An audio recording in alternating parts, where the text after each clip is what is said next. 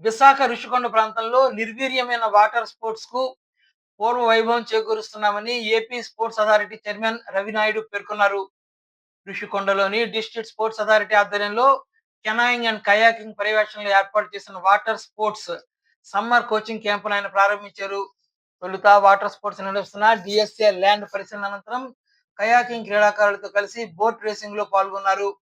ఈ సందర్భంగా ఆయన క్రీడాకారులతో మాట్లాడుతూ విశాఖ వేదికగా వాటర్ స్పోర్ట్స్ అభివృద్ధి చేయాలని 2002లోనే అప్పట్లో ముఖ్యమంత్రి చంద్రబాబు నాయుడు భావించారని, తక్షణమే ఆచరణలో పెట్టడంతో పాటు 2019 వరకు సమర్థవంతంగా నిర్వహించామని అన్నారు. ముఖ్యమంత్రి చంద్రబాబు సహకారంతో విశాఖలో వాటర్ స్పోర్ట్స్ అభివృద్ధి చేస్తున్నామని, విశాఖపట్నం నుంచి అంతర్జాతీయ క్రీడాకారులు రాణించాలని సూచించారు. వాటర్ స్పోర్ట్స్ కేవలం క్రీడ మాత్రమే కాదని, ఆపద కాలంలో ప్రాణాలను కాపాడే బాధ్యతాయుతమైన గొప్ప వరమని పేర్కొన్నారు. కెనాయింగ్ అండ్ కయాకింగ్ లో ఉన్న 11 క్రీడలను విశాఖలో నిర్వహించేందుకు చర్యలు చేపడుతున్నామన్నారు.